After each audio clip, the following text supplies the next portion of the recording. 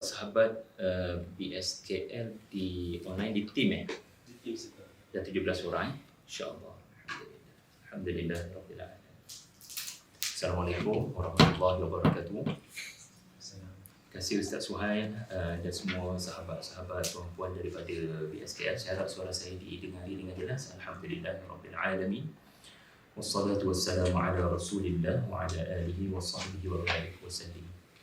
Subhanaka la ilma lana illa ma 'allamtana innaka antal alimul hakim. Wala hawla wala quwwata illa billahil aliyyil azim. Qala rabbi shrah li sadri wa yassir li amri wahlul 'uqdatam min lisani yafqahu qawli amma ba'du. Alhamdulillah, syukur pada Allah. Allah pilih kita lah pada tengah hari ini untuk bersama dalam majlis Al-Quran, dan tidak semualah yang diberikan rezeki untuk bersama dengan Al-Quran pada tengah hari ini. Sebaik-baik ucapan, sebaik-baik kalam, sebaik-baik komen dan sebaik-baik tulisan adalah Al-Quran itu sendiri. Jadi insya-Allah pada tengah hari ini saya nak berkongsi kepada tuan-puan semua mengenai satu kisah yang berlaku ribuan tahun dahulu, barangkali 3,000 tahun dahulu. Dan kisah ini bersangkut paut dengan rukun Islam yang kelima. Rukun Islam yang kelima adalah musim haji ataupun menunaikan haji. Dan pastinya hanya orang yang ada kemampuan ekonomi akan dapat mengerjakan rukun Islam yang kelima, betul? Kalangan anda pun mungkin ada yang sudah berpengalaman menunaikan rukun Islam yang kelima. Mungkin tak ramailah yang ada pengalaman menunaikan rukun Islam yang kelima, tetapi latihan kepada rukun Islam yang kelima tu saya rasa lebih ramai, insya-Allah, berbanding yang betul-betul telah menyempurnakan haji. Latihan kepada haji ni namanya umrah. Saya percaya jumlah yang pernah berpengalaman menunaikan umrah lebih besar daripada yang berpengalaman menunaikan haji. Jadi tak kisahlah sama ada kita umrah ke ataupun haji, kita mohon agar Allah memberikan rezeki kepada kita untuk dapat menyempurnakan haji pada waktu kita masih lagi bertenaga. Mudah-mudahan, walaupun umur mungkin sudah namanya umur bersara, tak apalah, ya. Yang penting ada rezeki menunaikan rukun-rukun haji di Baitullah, di Masjidil Haram, di Arafah, di Muzdalifah, di Mina. Tetapi apa yang pasti, ketika mungkin hanya sebahagian kalangan kita sahaja yang tertentu dapat ke Mekah, tapi apa yang pasti semua kita ini ada pengalaman, bukan umrah, bukan haji, tapi pengalaman menghadap kiblat. Semua kita ada pengalaman sembahyang. So, kisah yang bakal saya kongsikan ini adalah kisah tentang asal-usul kiblat. Pernahkah kita berfikir, mengapa setiap kali nak solat, kita mesti menghadap kiblat?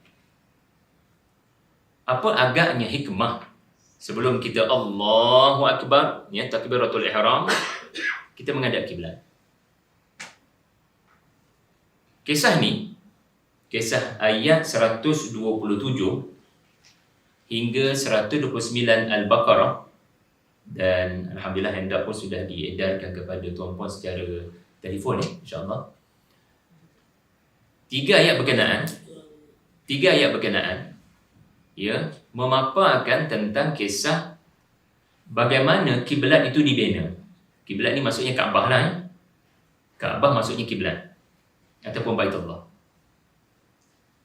Jadi bila kita menghadap kiblat,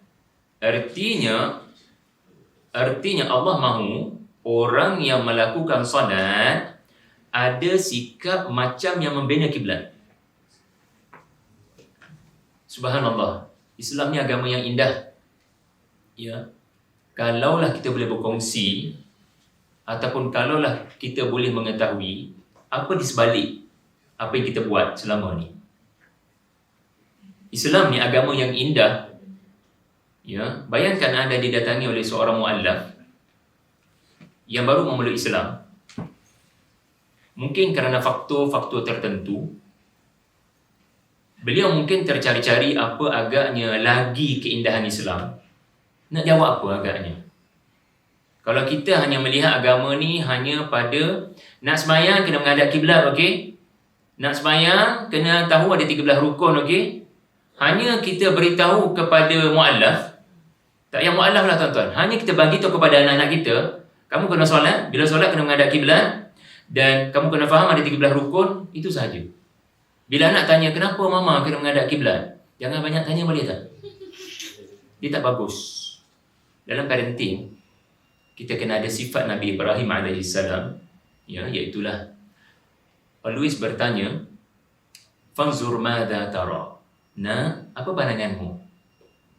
Ini dasar parenting yang ditinggalkan oleh Nabi Allah Ibrahim AS, iaitulah 3 patah perkataan. Fanzur madza tara. Ulang sama-sama dengan saya. Fanzur madza tara. Nah, apa pandanganmu tentang perintah Tuhan ini? Pendek kata, anak itu dibesarkan bukan hanya dengan how, macam mana nak solat yang betul, papa, tetapi mengapa agaknya kita kena mengerjakan, melakukan sebegitu. Ada yang kita tahu, ada yang kita tak tahu. Tetapi ada yang Al-Quran beritahu. Contoh, menghadap kiblat. So, bila anak menghadap kiblat, kita tanya, fanzur madza tara. Nak, mengapa agaknya kita menghadap kiblat? Jom kita bincang sama-sama. So, hari ini kita nak belajar why. Bukan hanya bagaimana nak tahu kiblat, tetapi mengapa agaknya menghadap kiblat, supaya setiap orang yang menunaikan solat, dia ada sikap Nabi yang membangunkan kiblat. Seolah-olah sebelum masuk ke dalam solat, kena tahu dulu alumni solat tu. Contoh tuan-puan, dulu cerita kita kan masuk universiti, 4 tahun kita akan belajar, kita akan struggle dengan universiti berkenaan. Tapi mengapa ada orientasi? 1 minggu. Mengapa dalam orientasi ada majlis bertemu alumni, bertemu orang-orang yang berjaya? Yang alumni pun selalu sebut ayat rasmi dia orang, batch kita orang dulu. Batch kita orang dulu. Membanggakan batch dia. Supaya pelajar-pelajar baru, freshies, dia nampak contoh dan model orang berjaya. Betul? So, dalam sembahyang pun macam tu. Sebelum awak masuk ke dalam solat, wahai ananda, awak kena nampak dulu model orang solat. Apa bagusnya orang sembahyang. Jadi, kisah ini, subhanallah, kebetulan kisah ayah dengan anak. Rupa-rupanya Kaabah bukan dibina oleh seorang insan. Allah jadikan baba ini untuk memberitahu anda, kalau kita sembahyang menghadap kiblat, kita akan jadi seorang yang bukan sahaja Muslim yang sedang solat, tetapi seorang ayah yang akan menitik beratkan tentang perihal anaknya. Jadi pada ayat 127 kita mulakan perjalanan kita. Dalam surah Al-Baqarah, Allah melakukan kisah pembangunan kiblat ataupun kisah terbinanya Kaabah. A'udzu billahi minasyaitonir rajim. Tuan-puan boleh nampak ke ayat Quran yang dipaparkan? Di online maksud saya. Wa idh yarfa'u Ibrahimul qawa'ida minal bait wa Ismail rabbana taqabbal minna innaka antas samiul alim. Dan ingatlah ketika Ibrahim bersama-sama dengan Nabi Ismail meninggikan binaan asas-asas, yakni tapak Baitullah, yakni Kaabah itu. Sambil keduanya berdoa dengan berkata, wahai Tuhan kami, terimalah daripada kami amal kami. Sesungguhnya Engkaulah yang maha mendengar lagi maha mengetahui. Dengan hanya melihat terjemahan, walaupun saya personally ada rasa nak betulkan terjemahan ini, tapi sekurang-kurang yang tuan-puan boleh nampak lah berdasarkan terjemahan ni, cerita yang dipaparkan cerita Ibrahim membina Al-Qawa'id, meninggikan tiang-tiang Baitullah bersama dengan Ismail. Itu nombor 1 kita faham kisah yang sedang dipaparkan. Kemudian kedua, semasa mereka membina Baitullah ini, mereka berdoa. Betul atau tidak? Doa yang selalu anda lafazkan selepas solat. Dan saya wajibkan biar sikit hafal doa ni sebelum keluar daripada dewan ni jam 1.45 je lagi. Tak hafal, tak boleh keluar. Tak hafal, access denied untuk makan tengah hari. Okey? Mudah je pun doa ni, tak payah. Follow saya. Rabbana taqabbal minna innaka antas sami'ul alim. Tolong baca doa ni pukul 5 petang je lagi. Sebab kita mahu agar Allah taqabbal.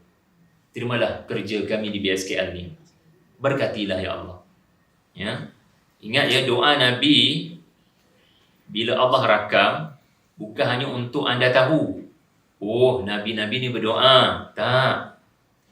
Bila Allah laporkan doa Nabi di dalam Al-Quran, maknanya teguran kepada kamu. Kamu tak berdoa ke? Baginda melakukan satu pekerjaan. Lepas baginda melakukan pekerjaan berkenaan, baginda berdoa agar Allah terima pekerjaan tersebut. So tafsir ayat ni adalah Ibrahim berdoa selepas melakukan satu kerja membina Kaabah agar Allah terimalah daripada aku amalku ini. Itu tafsir. Tadabbur ayat ini adalah, adakah saya berdoa kepada Allah selepas saya bekerja? Tadabbur ni maksudnya refleksi, penghayatan. Ada tak kisah itu menjadi kisah kehidupan saya? Adakah saya berdoa dengan doa Nabi Ibrahim AS? Okey, baik. Sekarang kita masuk dengan lebih mendalam. Saya harap tuan-puan bersedia untuk masuk dengan lebih mendalam kepada doa ini. Ya, tadi kita dah belajar dah satu pelajaran. Penting untuk jangan meletakkan pergantungan kerja kepada diri kamu. Kamu dapat menyelesaikan beberapa urusan hari ini bukan hanya kerana effort kamu. Tuhan bantu banyak yang menyebabkan beberapa kerja kamu berjaya.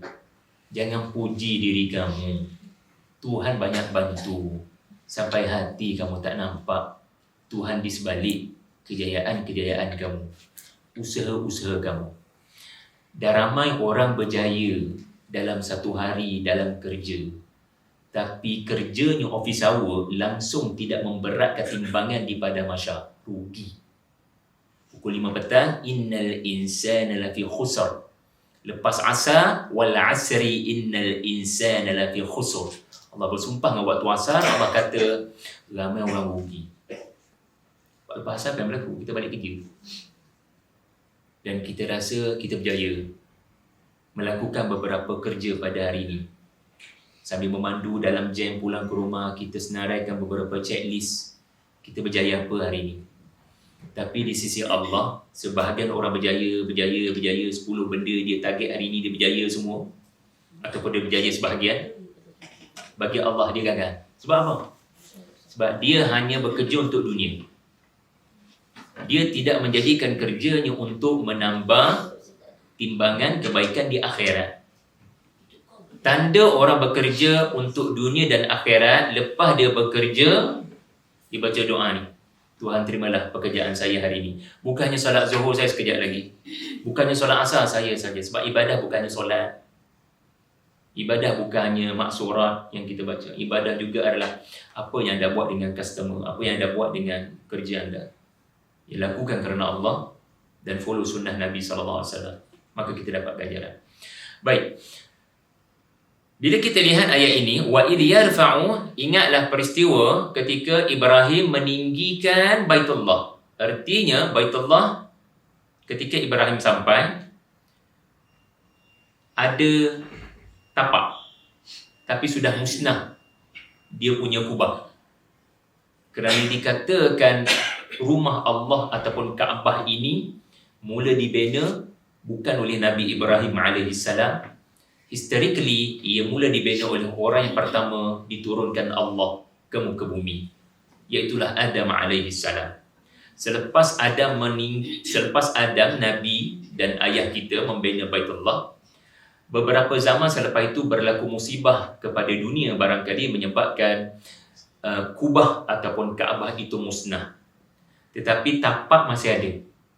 So bila Ibrahim sampai dengan Hajar dan Ismail, tapak tu ada, tapi Baitullah dah tak ada. Maka Ibrahim diperintahkan Allah menurut ayat ini, untuk tapak tu dah ada kan, sekarang tinggikan tiangnya dan bina balik, restructure. Bina balik, rebuilding. Dan Allah menyebut ketika Ibrahim sedang menyempurnakan binaan itu, artinya belum selesai, on the way nak selesaikan kerja. Kalau tuan-puan boleh nampak, Allah menggunakan fi'il mudhari' pada yarfa'. Boleh nampak saya hijaukan kalimah itu. Kalau dalam bahasa Arab, fi'il mudhari' ni ada beberapa makna. Salah satu maknanya adalah kena bayangkan depan mata Ibrahim sedang bina Kaabah dengan bersungguh-sungguh. Belum selesai, rumah belum selesai, on the way. Dan anda pun tahu ada makam Ibrahim. Makam Ibrahim pernah nampak? Makam Ibrahim masa Kaabah tu ada, kalau solat boleh solat di situ, kerana Al-Quran ada dalil untuk menunjukkan kelebihan solat di situ. Wattakhidhu min maqami Ibrahim musalla. Anda perasan pada makam Ibrahim itu dalam kotak, dalam kubah kecil itu ada apa? Ada batu, ada apa? Ada kubur Nabi Ibrahim ke? Tidak, ada tapak kaki. Allah jadikan, tak tahulah macam mana, adakah batu yang Nabi Ibrahim pijak tu tiba-tiba cair ke apa, kita tak tahu. Tapi tapak kaki itu masih ada sampai ke hari ini. Itu tapak kaki Nabi Ibrahim semasa memijak nak lengkapkan Baitullah. Jadi Allah zoom babak ni dengan menggunakan fi'il mudhari' yang dalam bahasa Arab ia disebut istihdharul halah, untuk menggambarkan ini senario awak macam dijemput masuk ke dalam scene berkenaan. Macam sebuah filem, ya, tuan-puan diajak masuk untuk menonton dari jarak dekat. Bukan menonton dari jarak jauh. Seolah-olah anda orang ketiga dalam peristiwa bina Baitullah. Orang pertama Nabi Ibrahim. Orang kedua siapa? Ismail. Dan ada orang ketiga. Ya, Allah nak jemput, mai dekat. Dengan hanya yarfa'u, mai dekat tengok senario ini. Tengok peristiwa. Ini menunjukkan bina Baitullah ni peristiwa besar. Peristiwa yang mesti dikenang. Masa bila? Masa anda berada di lokasi kejadian musim haji. Masa anda berada di lokasi kejadian masa umrah. Dan yang tak boleh haji, yang tak boleh umrah, masa menghadap kiblat. Kamu tahu, kamu sedang menghadap binaan itu, bagaimana ia dibina? Maka Allah mahu kita zoom in. Kita masuk ke dalam peristiwa di mana Allah menyebut ketika Ibrahim membina Baitullah, Ismail ada sama. Perhatikan ayat ini. Dan ketika Ibrahim dalam perjalanan menyelesaikan Baitullah, Ismail muncul. Ayat ini berbunyi, dan ingatlah ketika Ibrahim. Dalam hal ini saya tak setuju dengan terjemahan ni. Sebab apa? Dalam terjemahan ini, dia sebut Nabi Ismail dulu, baru disebut membina. Adakah anda boleh perasan? Dan ingatlah ketika Nabi Ibrahim bersama dengan Nabi Ismail meninggikan binaan asas. Itu apa ada dalam terjemahan. Tetapi kalau kita boleh baiki sedikit, kalau kita follow sequence ataupun follow ayat ini, Allah sebut Al-Bait dulu ke Allah sebut Nabi Ismail dulu? Allah sebut Baitullah dulu ke Allah sebut Ismail dulu? Allah sebut Baitullah dulu. Nak katanya Ibrahim sedang membina Baitullah, satu kerja yang mulia. Cuba anda bayangkan Kaabah itu dibina oleh satu orang dan Ismail turut sama. Itu apa ada pada ayat. Di sini kita dah boleh belajar satu pelajaran lagi.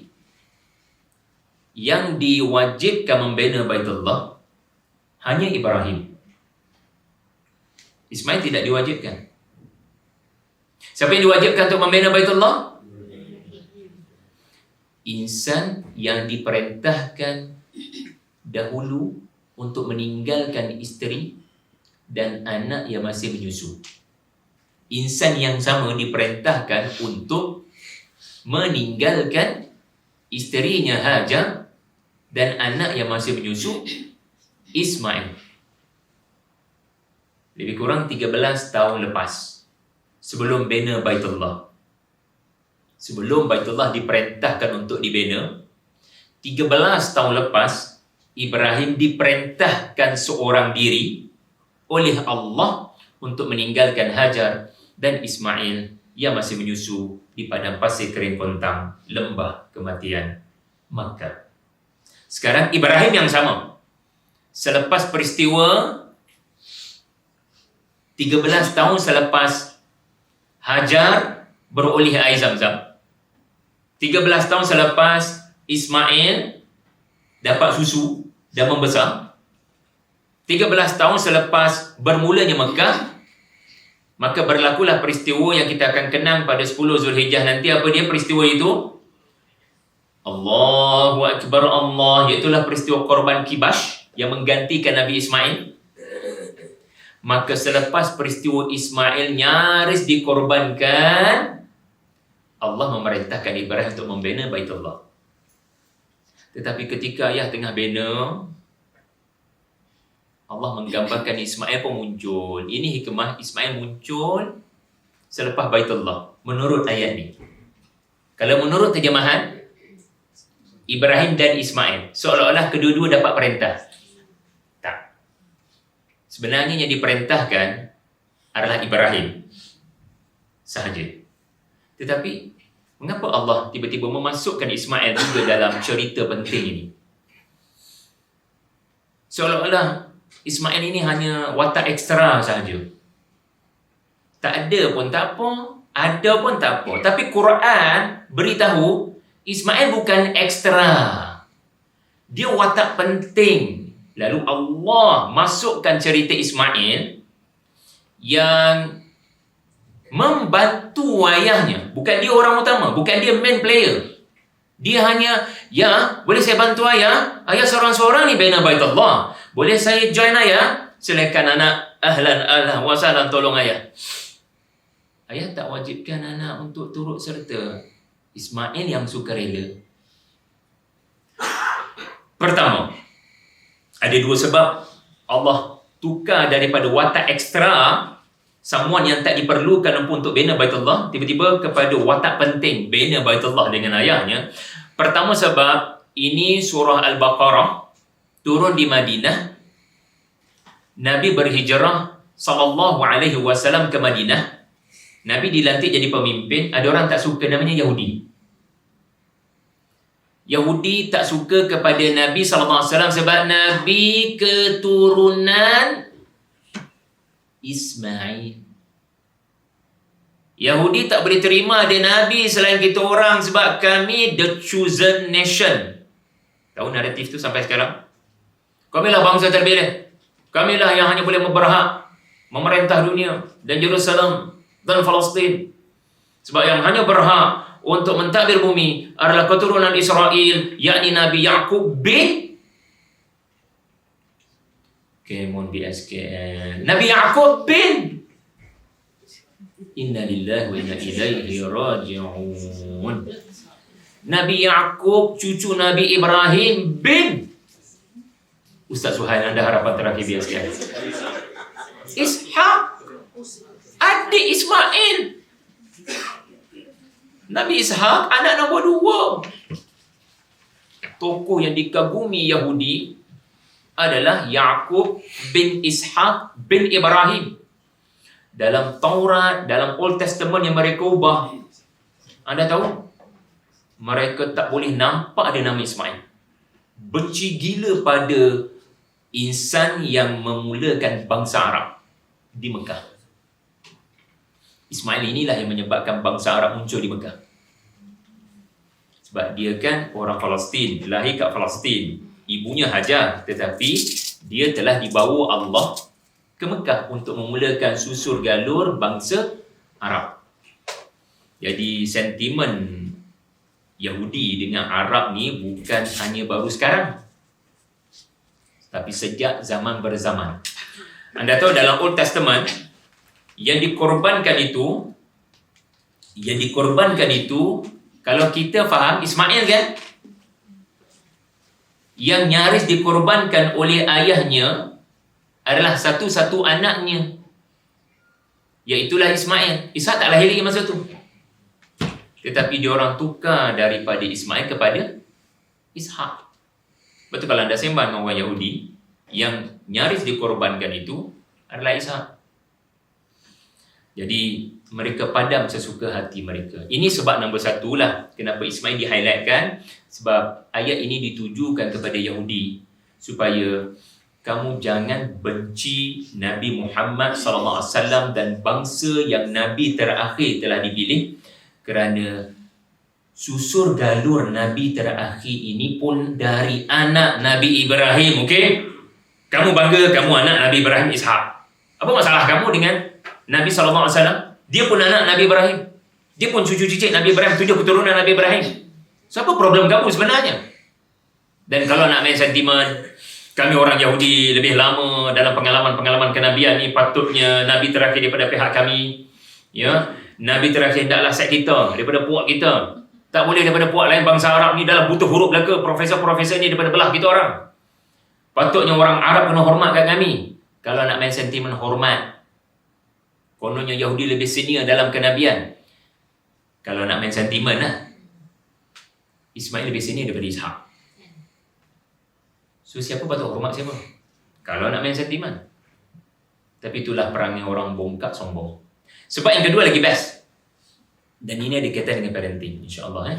Kita tak dapat banyak pun tak hari ni, kita dapat sikit, tapi dapat bawa pulang pun alhamdulillah. Iaitulah dalam mendidik agama, kita tidak boleh hanya menyuruh, memberi arah ataupun memaksa.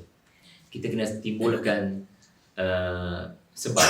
Kita bincang dengan anak, kenapa agaknya kita solat? Kalau kita tak solat, ada masalah ke? Kita bincang dengan anak, kenapa agaknya kita puasa?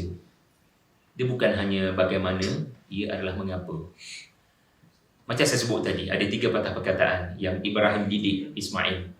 Ya, iaitulah fanzur madza tara. Nak kongsi dengan ayah pandangan kamu. Ya. Sebab bila anak tahu kewajipan itu dilakukan, kenapa, maka dia akan memilih untuk melakukannya walau tiada disuruh oleh ayah. Betul atau tidak? Kalau kita membesarkan anak hanya dengan rotan, kalau tak semayang neraka, kalau tak semayang rotan, akan ada satu hari anak bebas daripada mak dan ayah. Akan ada satu hari, namanya asrama penuh contohnya, dia bebas daripada rotan mak dan ayah. Dia boleh memilih tak untuk tidak solat. Tetapi kalau dibesarkan anak dengan hikmah, kenapa kita solat? Sebab kita nak ucap terima kasih kepada Allah. Allah bagi nikmat banyak hari ini. Ya, semalam paper agak mencabar bagi kamu kan, nak exam. Tapi nampak boleh jawab dengan mudah kan? Alhamdulillah, Allah mudahkan.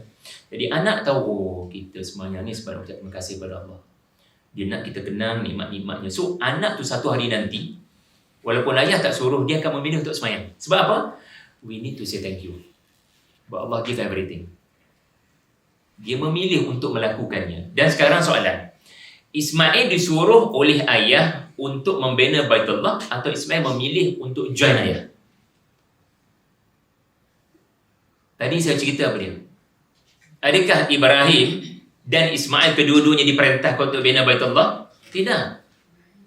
Yang diperintahkan Ibrahim, tapi anak memilih untuk yang ayah dah besarkan saya dengan fanzur madza tara. Ayah selalu didik saya kenapa saya kena solat, kenapa saya kena zakat, kenapa saya kena puasa. Saya percaya pada setiap suruhan Allah ada kebaikan, dan saya percaya bila Allah suruh ayah bina Baitullah, mesti ada hikmah, mesti ada benda besar akan berlaku. Dan saya tak nak tertinggal daripada sejarah yang akan berlaku daripada pembinaan Baitullah. Saya tak nak ayah seorang-seorang dapat pahala orang datang Baitullah. Bahawa orang yang memulakan sesuatu kebaikan, yang datang kemudian bila melakukannya dia pun dapat. Anda tahu kan itu ada hadis Nabi SAW kan? Orang yang memulakan satu kebaikan dan orang lain follow, mengikuti kebaikan yang dia mulakan, dia pun dapat kebaikan itu bila orang-orang yang datang kemudian melakukannya. Dan anda bayangkan orang yang datang Baitullah, orang yang datang tawaf, orang yang datang Masjid Al-Haram, orang yang salat, wa arina manasikana, Siapa yang akan dapat pahala bersama-sama dengan orang solat ini? Yang memulakan tauhid di Baitullah, dia dapat portion, dia dapat commission. Sebab tu di langit nombor 7, masa Mi'raj, tingginya kedudukan Nabi Allah Ibrahim alaihissalam, sebab baginda founder. Downline yang datang kemudian memberikan income kepada yang memulakan. Jadi ini pelajaran yang kedua kita dapat selepas pelajaran yang pertama. Jangan tinggal doa lepas pukul 5, balik ke rumah dan didik anak untuk lakukan sesuatu ibadat ataupun syariat dengan kefahaman, bukan hanya ikut-ikutan. Satu lagi yang menarik yang mungkin saya rasa saya nak betulkan terjemahan ini. Anda akan perasan dalam terjemahan ada dinyatakan sambil keduanya berdoa dengan berkata. Betul?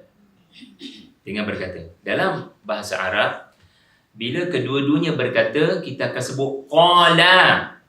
Qaf, alif, lam, alif. Maksudnya dia akan jadi macam ni. Wa idh yarfa'u Ibrahimul qawa'ida minal baiti wa Ismailu qala rabbana. Betul atau tidak? Barulah betul keduanya berkata, Allah terimalah amalan kami. Tapi anda akan perasan, qala tak ada.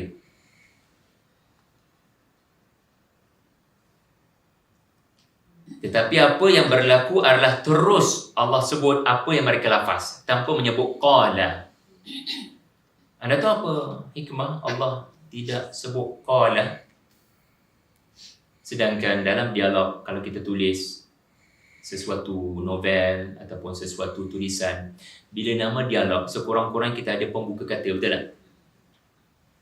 Tetapi ini seolah-olah Allah tak menonjolkan pun unsur dialog.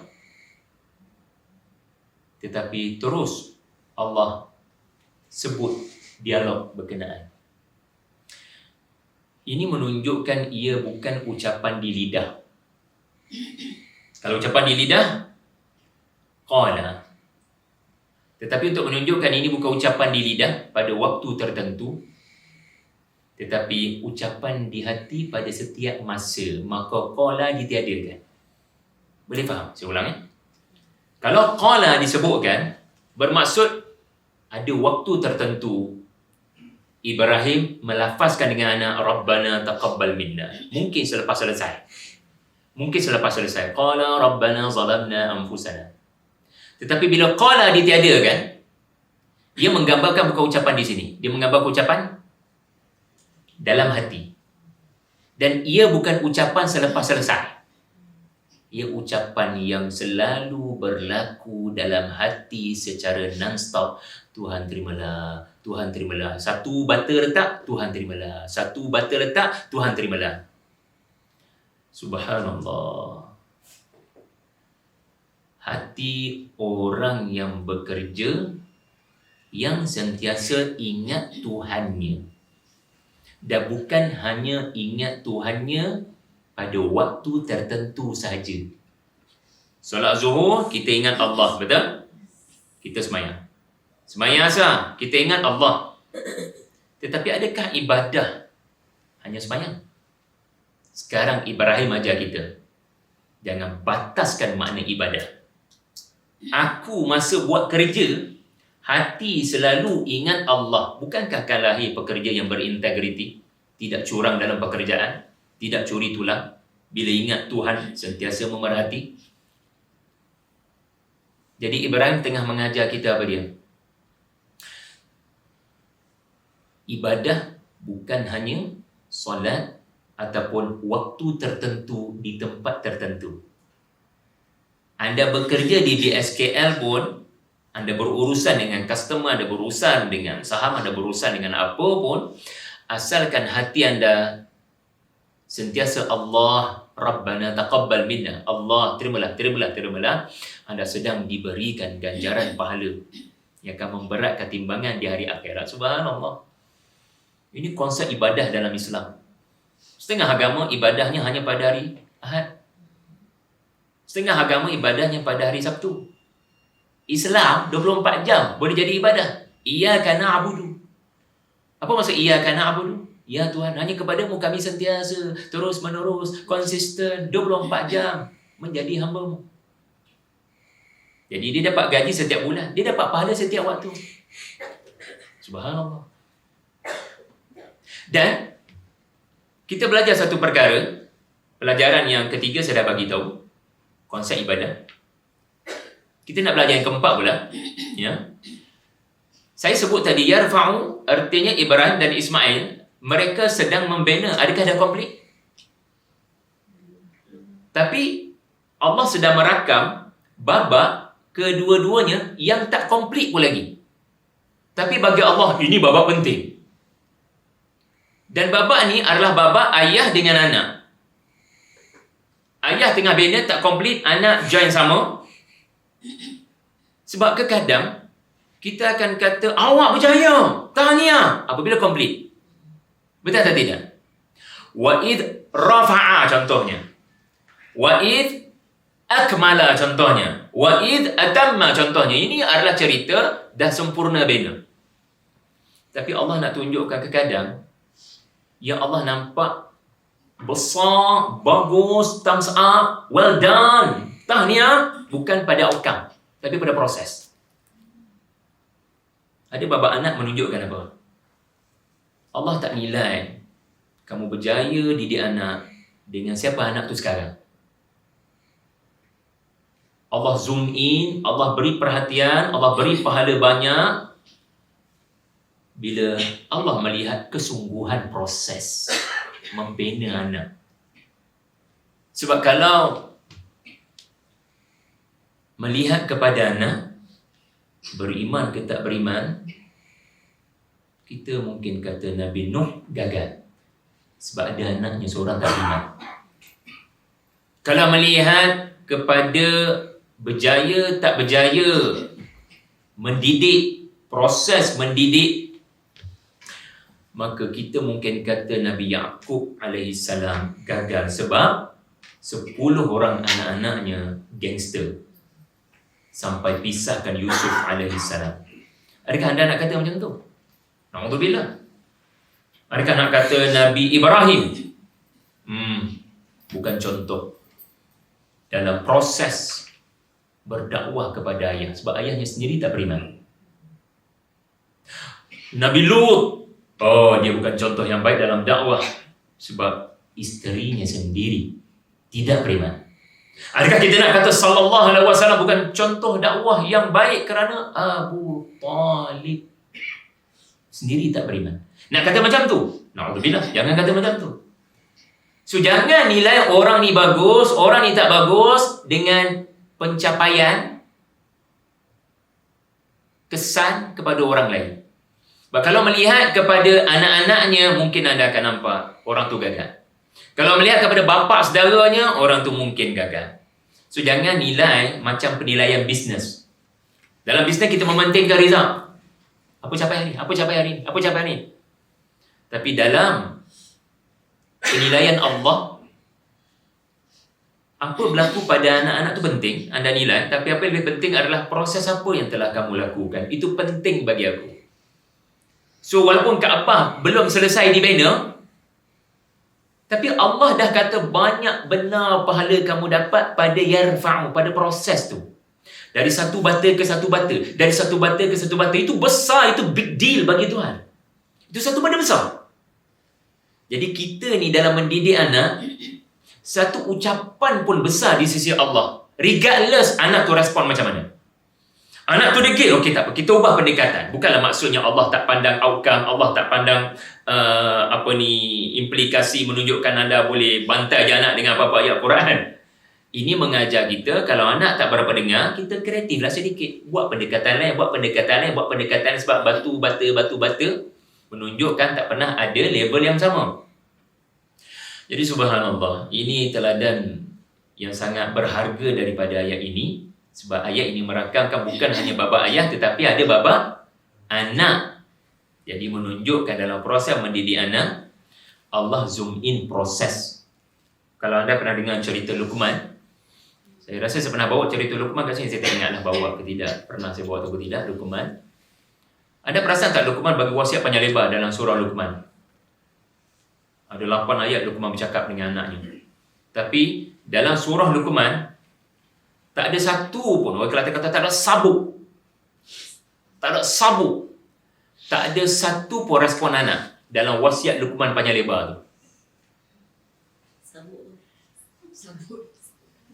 Dalam ucapan Luqman 8 ayat tu, ayat bercakap macam one way. Dan Allah tak rakam pun anak bagi feedback, bagi respon. Tak ada langsung respon. Kita percaya cerita sebenar mesti ada respon. Cerita sebenar mesti ada respon. Ayah telah memberikan wasiat sangat bermakna. Ataupun sebaliknya, malah dengar ayah cakap. Dia boleh berlaku anak bila tak respon apa-apa menunjukkan dia taat. Ataupun dia memilih untuk derhaka. Dan memang ahli tafsir ada 2 camp. Satu kata ini menunjukkan anak Luqman sangat taat. That's why Allah tidak merakamkan dia punya reply. Sam'an wa ta'atan. Saya takkan bagi komen sebab ayah menyuruh benda yang agama suruh.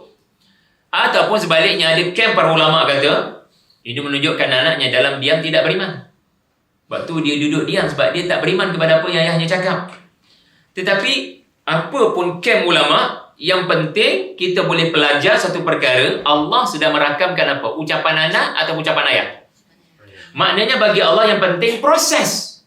Proses tarbiyah, proses dakwah. Kamu bina tak batu-bata pada anak kamu? Ujian akhir zaman sangat banyak. Adakah kamu bina tembok? Kamu bina benteng? Kita baca siap hari Jumaat kan? Cerita siapa? Hujung surah Al-Kahfi ada cerita Zulkarnain membina tembok. Dari satu bata ke satu bata, dari satu bata ke satu bata untuk penduduk yang akan diserang oleh Amerika. Bukan. Penduduk yang akan diserang oleh Ya'juj dan Ma'juj. Sebab surah Al-Kahfi ni nak kata kita kena bina pertahanan daripada serangan pemikiran. So, bila anda baca kisah Zulkarnain, jangan nampak ia kisah pemimpin yang membina pertahanan, keselamatan kepada negara. Kena nampak peranan aku ayah, peranan aku mak, bina pertahanan daripada Ya'juj Ma'juj yang boleh serang anak aku. Dalam telefon boleh serang. Dia scrolling apa boleh serang. Buku apa anak baca boleh serang. Ya'juj Ma'juj ni nak faham, diserang dengan kekufuran. Dajjal akan muncul lebih dahulu and then Ya'juj dan Ma'juj. Dua-duanya ada persamaan. Iaitulah kufur. Kafara, kufur. Jadi, ini pelajaran berharga daripada ayat 127. Subhanallah. Ada berapa pelajaran tadi? Ada berapa pelajaran? Bila tak dengar, maknanya catat ke tidak? Saya percaya tuan-tuan catat insyaAllah. Dan kalau tuan-tuan benar-benar catat, ada 5 pelajaran saya share.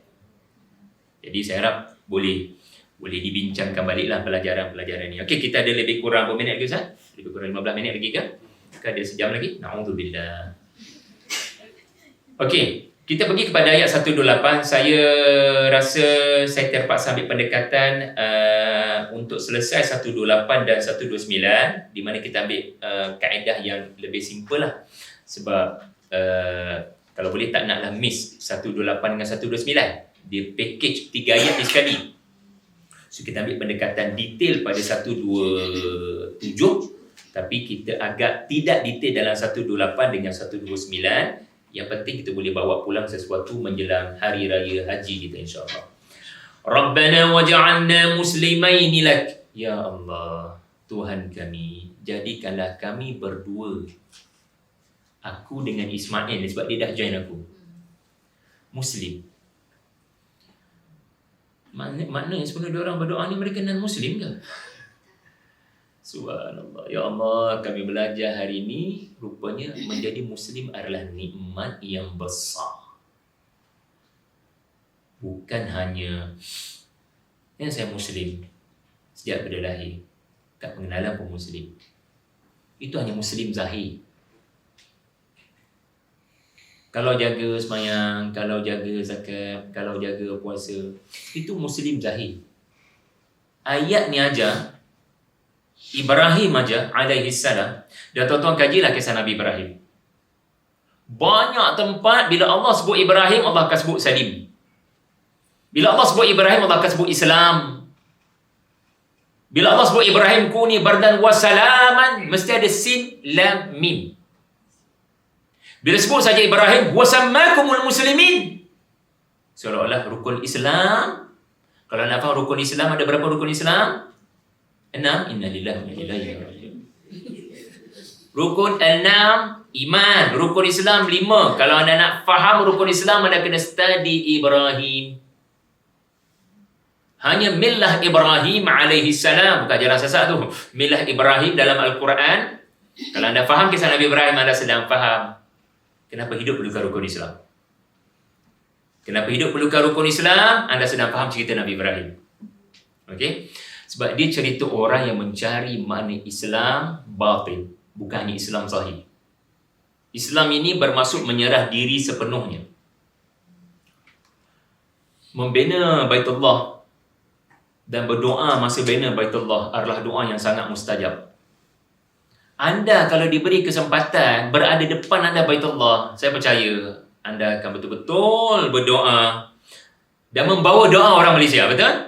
Bahawa doa itu doa yang berada di lokasi mustajab pada bulan haji pula, waktu pula yang sangat mustajab. Rasa-rasanya anda akan doa apa? Pasti doa anda adalah doa yang untuk anda beroleh kebaikan di dunia dan di akhirat lah. Ya, Rabbana atina fid dunya hasanah. Itu pun doa musim haji dalam Al-Quran surah Al-Baqarah. Rabbana atina fid dunya hasanah fil akhirati hasanah, kan? Anda nak supaya anda dapat kebaikan. Berapa ramai kalangan kita bila Allah kurniakan malam Lailatul Qadar ataupun Allah kurniakan bukan waktu malam yang diberkati, tetapi lokasi yang diberkati, depan Kaabah. Berapa ramai kalangan kita yang akan mendoakan lebih daripada diri sendiri. Ibrahim tidak hanya berdoa untuk dia. Dia masukkan anak dia dalam doa. Ya Allah, aku tak ada satu hari nanti. Aku tak tentu lagi anak aku Muslim ke tidak, lepas aku tak ada. Maka tolong istiqamahkan Islam dalam diri aku dengan anak aku. Muslimain. Kami dua orang Islam. Subhanallah. Baginda masukkan doa untuk anak dalam doa. Adakah saya dan anda masukkan anak dalam doa? Hablana min azwajina wa dhurriyyatina qurrata a'yun. Adakah kita faham doa ini? Dan lebih daripada itu, dalam ayat ini Ibrahim memasukkan ummatan muslimatan lak. Kita berdoa di tempat yang diberkati. Kita berdoa malam Lailatul Qadar hari itu. Ada tak memasukkan, ya Allah, kuatkanlah umat Islam yang sedang lemah, tidak bersatu, berpecah belah pada hari ini. Tanya soalan. Adakah kita ada perangai Nabi Ibrahim yang sayangkan ummati, ummati, ummati? Yang memasukkan cerita masalah umat Islam, tanggungjawab aku. Dan bukannya masalah umat Islam untuk aku mengeluh. Bila anda berdoa di sepertiga malam dan anda memasukkan kunut nazilah, anda memasukkan orang Islam, ini menunjukkan anda bukan hanya hidup mementingkan diri anda sendiri. Masukkan sahabat-sahabat BSKR dalam doa, Allah berikanlah kebaikan pada mereka. Ada kalangan mereka yang sakit, ada kalangan mereka yang miskin, ada kalangan mereka yang diuji kewangan, diuji kesihatan, diuji pasangan, diuji rumah tangga, diuji anak-anak mereka. Ada tak masukkan doa itu kepada saudara-saudara kita? Ibrahim menunjukkan apa yang telah kita tinggalkan. Macam mana nak kuat umat Islam kalau hanya berdoa mementingkan diri sendiri? Macam mana nak kuat umat Islam kalau nak kucuk Hajarul Aswad sambut tumbuk orang lain? Jadi kita kena fikir sama-sama. Apa falsafah musim haji? Kalau bukan menyatu padu, kan? Apa falsafah musim haji kalau bukan? Tak apalah. Mungkin kalau aku rempuh nak kucuk Hajarul Aswad, kalau terpaksa aku rempuh orang, baik tak ya? It's okay, tak kucuk Hajarul Aswad. Bukan wajib pun. Yang wajib adalah kita tawaf, kita sa'i. Kita maafkanlah orang yang menyebabkan kita tak boleh nak kucuk. Tak apalah. Moga ada rezeki di hari lain. Apa yang musim haji ajar kita? Umrah ajar kita. Kompromi. Tak apalah, dia punya rezeki hari ini, tak apalah. Bau badan, Allahu Akbar, masuk tawaf. Mana terik matahari. Dia langgar kita pun nak. Ya, dengan bau ketiaknya lagi. Anda belajar apa? Tak apalah, macam mana dah bau macam tu. Kita belajar banyak benda namanya kompromi. Ya, it's okay, insyaAllah. Yang penting, semua orang dapat peluang. Jiwa yang sangat besar, ya, untuk lihat umat ni kita berkawan, insyaAllah. Dan, ya, bila anda lihat doa ini juga, subhanallah, anda akan perasan dalam doa Nabi Ibrahim ini juga, di waktu yang sangat berkat, dan di lokasi sangat berkat, baginda sebut, wa arina manasikana wa tub alaina. Okay, cuba follow saya. Wa arina manasikana wa tub alaina. Sebab saya nak anda hafal doa ni, supaya anda baca masa raya haji nanti. Biar betul-betul Ibrahim tu hadir dalam hidup. Ini doa Nabi Ibrahim AS. Tolong jangan lupa, anda dan saya adalah doa Nabi Ibrahim dalam ayat ni. Kita ni adalah doa Nabi Ibrahim yang dimustajabkan pada ayat 128. Ustaz, kat mana kita orang dalam doa Nabi Ibrahim? Tu ummatan muslimatan lak. Ya Allah, jadikanlah daripada keturunan Ismail ini lahirnya umat yang mentauhidkan-Mu daripada mana-mana bangsa sekalipun yang hadir ke Baitullah ataupun menyimpan cita-cita untuk hadir ke Baitullah. Sentiasakan ya Allah, sentiasa pastikan ada ummatan muslimatan lak. Dan kita hadir hari ini sebagai muslim. Betul? Kita solat, kita zakat, kita puasa, kita umrah. Kita bukti Allah telah dan sedang memustajabkan doa Ibrahim. Kadang yang berdoa, dia tak nampak doanya dimustajabkan. Betul atau tidak? Boleh berlaku tak anda berdoa, Allah mustajabkan doa anda, dan anda tak nampak macam mana Allah mustajabkan doa anda? So jangan kata dengan mudahnya Allah ni, aku dah berdoa banyak kali, dia tak mustajabkan pun. Jangan kata macam tu. Jaga lidah kita. Sebab Allah tengah mustajabkan doa anda yang anda mungkin tak nampak. Ataupun Allah mustajabkan doa anda ribuan tahun selepas anda wafat. Jadi Ibrahim sebut lagi, ya Allah, selepas aku membina Baitullah, arina manasikana, beritahu kami macam mana kami kena buat di Baitullah ni. Aku tak tahu macam mana nak melakukan manasik.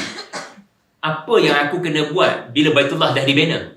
Di sinilah asal usul tawaf. Di sinilah asal usul sa'i. Semuanya manasik yang Allah wahyu kepada Nabi Ibrahim AS. Lontar jamrah, apa lagi? Wukuf di Arafah, apa lagi? Mengutip batu di Muzdalifah. Semua itu manasik. Semua itu namanya perbuatan-perbuatan yang Allah beritahu kena buat untuk menyempurnakan haji menerusi moyang kita yang bernama Ibrahim AS. Kat sini kita belajar apa dia? Selepas melakukan benda paling besar dalam agama, namanya membina Baitullah, benda paling besar dalam agama, jasa paling besar bagi anda adalah bila anda buat sesuatu yang ramai orang follow. Betul atau tidak? Itu namanya legacy. Legacy ni maksudnya, sebelum saya mati, sebelum saya bersara daripada BSKL ni, saya nak buat sesuatu, saya nak hasilkan sesuatu yang ramai orang boleh ambil manfaat. Itu namanya legacy. Sekarang anda buat Baitullah, anda bina Baitullah, yang orang akan datang, solat di situ, orang akan berterima kasih kerana mereka diperlihatkan dengan ini lokasi rumah Allah, tempat paling aman di atas muka bumi. Jadi boleh dikatakan ini benda paling besar jasa Ibrahim AS kepada kaum muslimin. Tetapi walaupun anda buat benda paling besar, anda tengok sikap Nabi Ibrahim AS. Saya akan tutup dengan pelajaran yang ini. Anda buat benda paling besar dalam agama, apa benda boleh datang kepada anda bila anda buat benda paling membanggakan orang lain? Ataupun apa boleh berlaku kepada anda bila anda buat sesuatu yang ramai orang akan puji? Cuba bagi tahu saya, apa penyakit hati yang boleh datang kepada kita bila kita buat sesuatu yang Masya Allah, terima kasihlah, ya Ustaz, terima kasihlah awak telah menyebabkan kami dapat hidayah, contohnya, ya, kami rasa tenang, contohnya. kita boleh jadi cepat berpuas hati, betul? Kita boleh rasa, Masya Allah, orang puji aku, orang mula mengagungkan aku, orang mula follow aku, orang mula menyebut-nyebut nama aku. Kita mungkin rasa seronok, tapi lihat Nabi Ibrahim. Ya Allah, dengan ramai orang berhimpun di sini, it's nothing for me. Kalau engkau tidak terus mengajar kami cara memperbaiki ibadat. Arina manasikana bermaksud tunjukkan kami cara haji. Juga bermaksud tunjukkan kami macam mana kami boleh improve ibadat kami. Inilah insan yang mengajar, jangan rasa complacent. Jangan rasa selesa yang ibadah kita Allah dah terima. Ya Allah, ilhamkan kami untuk lebih baik ibadah kami. Ingat tak satu doa Nabi ajar sallallahu alaihi wasallam, Allahumma a'inna ala dhikrika wa syukrika wa husnu ibadatik. Follow saya, Allahumma a'inna ala dhikrika wa syukrika wa husnu ibadatik. Yang last penting. Ya Allah, tunjukkanlah saya husnu. Macam mana saya nak memperelok ibadah saya. Sebab ada orang dia rasa saya tak nak belajar dah sebab saya tahu dah. Solat, saya tahu dah macam mana nak solat. Ini minta maaf ya, ucapan orang sombong. Tetapi orang yang arina manasikana ustaz, arina manasikana, tunjukkan kepada kami macam mana kami boleh improve sembahyang kami. Ustaz, kami dah puasa, tapi arina manasikana, macam mana kami nak lebih baik puasa kami. Dia ada semangat, arina manasikana wa tub alaina. Walaupun dia dah melakukan yang terbaik, dia sentiasa percaya ada cacat celah, ada kelemahan. Ini Ibrahim, walaupun dia dah bina Baitullah dengan sempurna, dia still bertaubat pada Allah. Tak rasa pelik tak? Kita bertaubat bila buat dosa, betul? Ibrahim AS berdasarkan ayat 128 bertaubat lepas melakukan amal yang paling besar jasa pada umat. Kenapa bertaubat? Kenapa dalam banyak-banyak benda baginda boleh mohon? Baginda hanya mohon, Ya Allah, ampunkanlah aku, terimalah kekuranganku. Jangan jadikan ada dosa dalam perbuatan aku membina Baitullah. Subhanallah.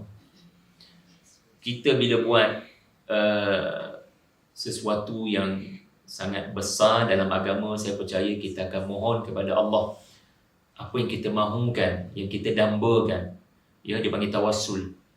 Kita buat amal soleh agar Allah pulihkanlah kesakitan saya. Ya Allah, saya dah berpuasa sunat dengan begitu ikhlas, maka pulihkanlah sakit anak saya. Dia panggil, ya, kita bertawassul dengan amal soleh kita untuk menghadapi musibah berat. Itu memang berlaku dalam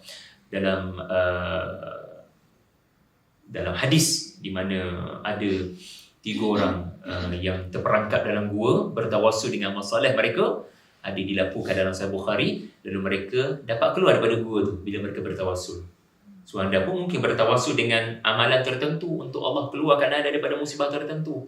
Tapi doa Nabi Ibrahim, subhanallah, baginda bertawassul dengan amal soleh membina Baitullah hanya supaya Allah terimalah amal aku, ampunkanlah dosaku. Subhanallah. Hebatnya kualiti spiritual seorang insan yang bernama Ibrahim alaihi salam.